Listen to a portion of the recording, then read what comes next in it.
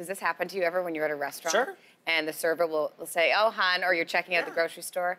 Oh, hon, how you doing? Did you find everything you're looking for, sweetie? Yes, happens all the time. There is a writer for the Washington Post named Tim Carmen. Carmen.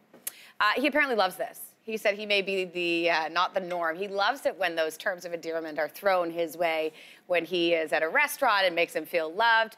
The counter side to this is a lot of people say, it feels a little condescending. It feels like you're treating me like a child. Miss Manners, I'm just going to quote Miss Manners by saying, terms of endearment are not suitable for commercial transactions. A commercial transaction is a very broad term. You've got mom and pop shops, you've got... Do you like it? Yeah, well, it depends on where I am. Really? If I'm sitting at a diner... Yes. I absolutely, it works with the setting. If I'm paying for a dinner that costs me hundreds of dollars, I don't think it's necessarily appropriate. But if I'm at a Waffle House in North Carolina, absolutely. Oh, it could not. It's interesting that you say the States, because when I'm traveling to visit family in the South, people say it all the time, and I find specific. it endearing. If I was at a restaurant in endearing?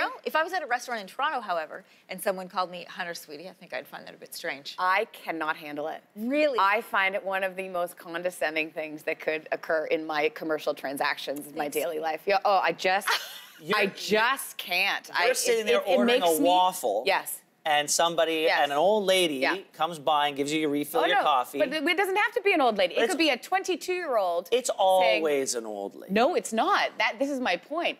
And I've been to many checkouts, and I get this is where I'm like, sorry, what?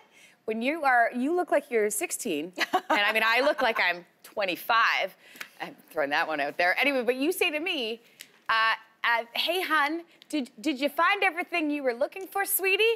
And I'm looking around, like, are you talking to my child? Are you talking to the grown person that is checking out? I don't have that experience. Oh, I don't like it at all. It actually, like, I have a visceral reaction. I would know. Would you prefer ma'am? I would maybe just nothing. Nothing. No. This is human interaction. I know, but there's certain, I've got a threshold. I don't know why I go have to a visceral reaction. self-checkout kiosk. Oh, I love those. I love them. I'm like the opposite of Brandon. But I do that. I've told you I do that to my husband. I may use those names when I'm checking him out in the self-checkout line, which drives him. You call him hun? I will. I've told you this story, but when we're checking out of the self-checkout, and we'll be putting the things through, and I'll say, "Did you find everything you were looking for?" To my husband, he's like, "Can you not pretend you're a cashier? You don't work here, hun."